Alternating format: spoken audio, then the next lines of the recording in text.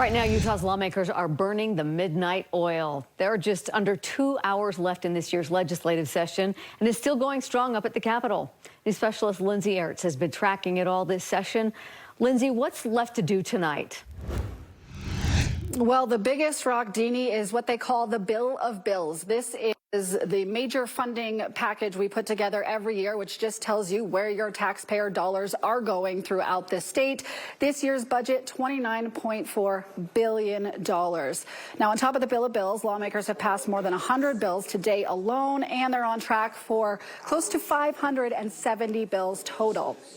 But there was one moment of drama earlier today on the Senate floor. Senator Dan McCay a bill that was supposed to be about teacher conduct to a brand new bill banning certain flags in school classrooms, including pride flags.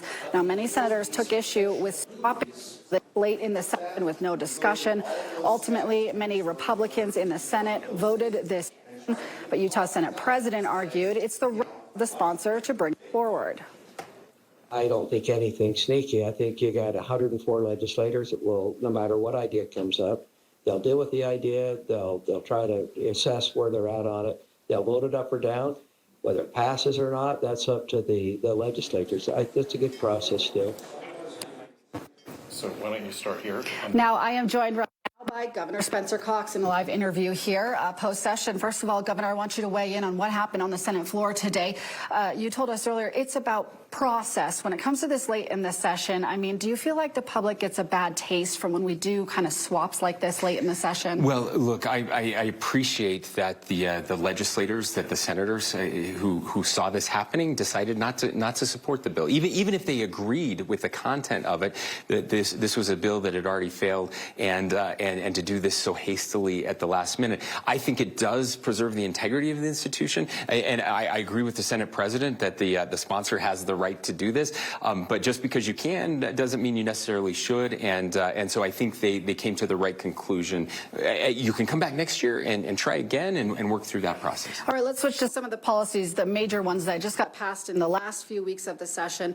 These bills on MLB and NHL. First of all, the NHL deal has to raise sales tax in Salt Lake City. Granted, it sets up a process for Salt Lake City to do this. Right. What do you say to Salt Lake City taxpayers who have to raise their taxes in order to fund? I get it. It's an area, right? It's a reinvestment, not just a stadium.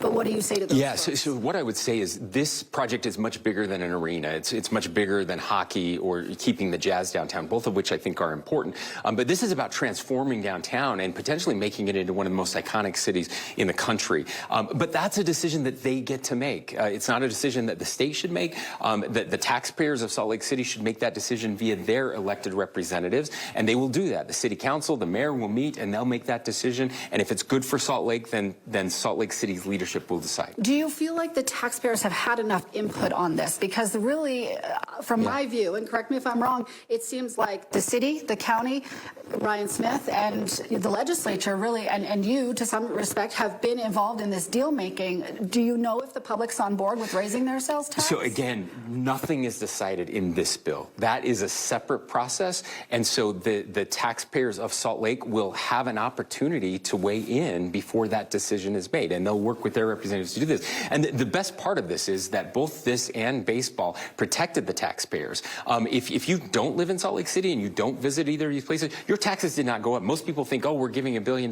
That's not true. That's not what's happening at all. And I think that the legislature was very wise in the way that they constructed this bill. And one last question. Why did you sign so quickly and reverse precedent on a bill to make elected officials' calendars? Yeah, so I'm going to push back. We did not reverse precedent. That has always been the understanding by the legislature forever. And when they found out that a judge was thinking that maybe there was something different, they decided to make sure that it stayed that way.